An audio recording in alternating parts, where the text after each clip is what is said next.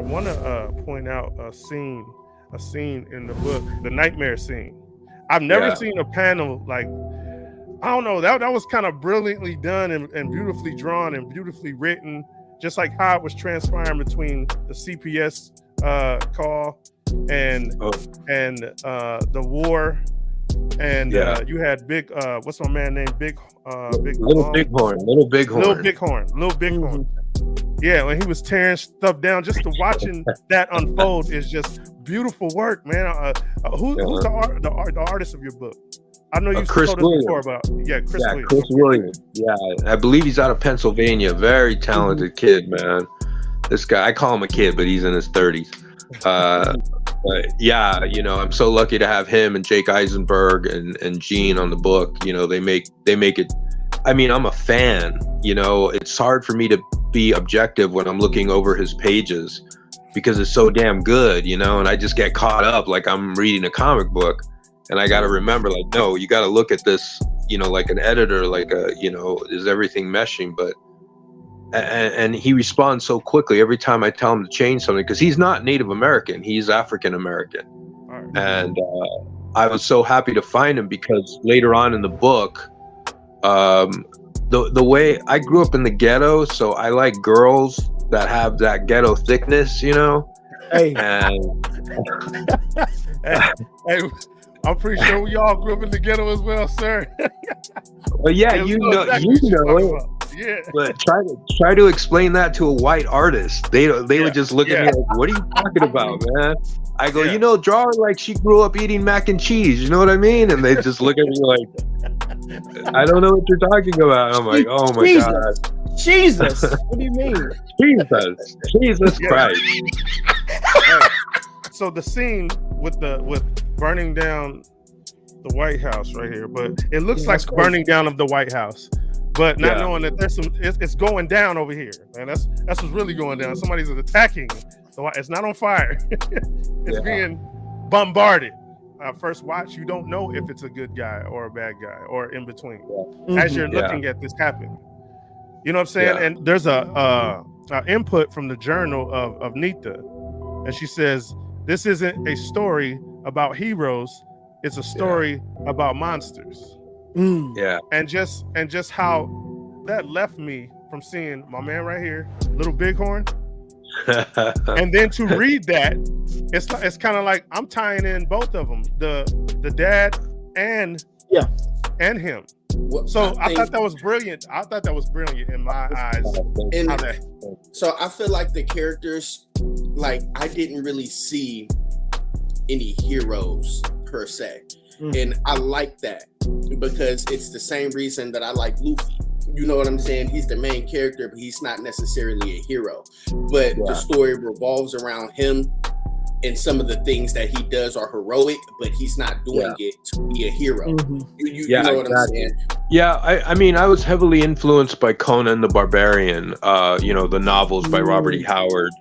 And unlike the comic books, the novels, you know, Conan's very one-dimensional. He's a real simple guy. You know, he fights, he eats, he drinks, he has sex, you know, and those are the things that make him happy. And sometimes he does something that turns out to be heroic, and it's only because it was kind of in the way of him getting to one of those things. Exactly. And sometimes, you know, most guys are like that. We're very simple, you know. We like what we like, you know. When we're hungry, we eat. When we're tired, we sleep. When we're horny, we have sex. And you know, sometimes things get in our way to get to those things. And people mistake it for like, oh, you know, he did that, you know, because it's all altruistic, and it's like, no, I did that because I was trying to get over there. The stories between Nita and Thunder Eagle are based on the stories of me raising my daughter. I was a single father. And girls just develop faster than us, and they're emotional. I mean, we're playing checkers and girls play chess. And there was always that conflict between me and my daughter. She was very emotional, and a lot of, you know, I'm a guy, so I was trying to understand all that. And as I told these stories later on in my life, people would just laugh, or they liked hearing about this guy, this mook. I was a bouncer at nightclubs and strip clubs, trying to raise a little girl, and it was hilarious. It was hilarious, and it was painful and terrifying. Yeah. And I'm raising a girl as well, man, and I'm in the depths of the dungeons right now. How old is she? She's 15. Oh, man. Hey, I'm getting kicked up all up and down the street. That's right. You don't know what I'm going through. You don't know what I'm feeling. You don't understand. Hey, so John, here I got a question. Man, I wanted to just hug you through the screen right now when you just said that, bro.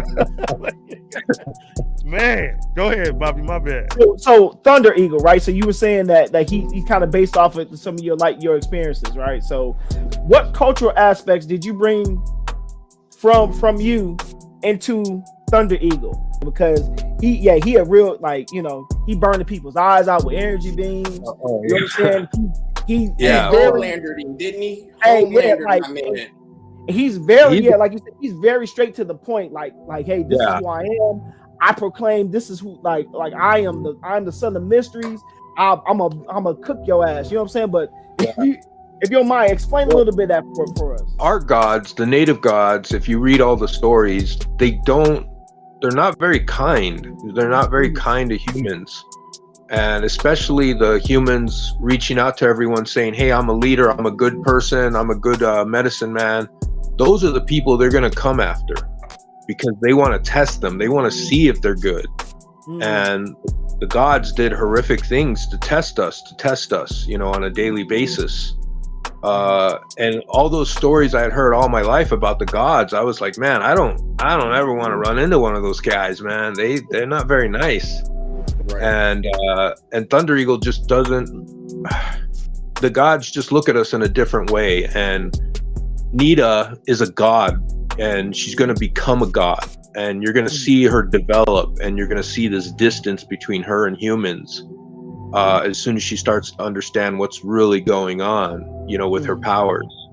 Thunder Eagle just does not waste time, does not care about humanity or the laws or anything like that. They have a set of laws they abide by. And all the stories that I was told as a child about the star people, I didn't know when my grandmother would tell me about the star people, I didn't equate it to aliens. And then, when these shows started to come out like Ancient Aliens, I was like, are they talking about the star people, Because my tribe, we ascended from the Toltecs. The Toltecs were called the communicators by other tribes because supposedly we were the only ones who could speak to the star people.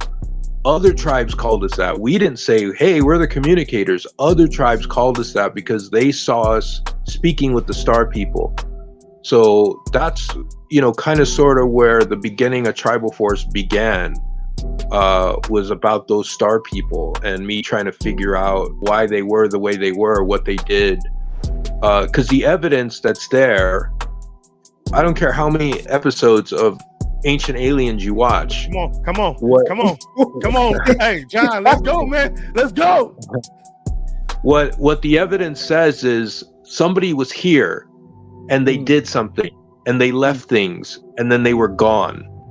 And that's it. And they left markers either telling us this is where we're from or this is where you're going. Those are the only two choices we have of those star maps that all these civilizations left behind. They're either telling us we came from here or you're going to go there eventually.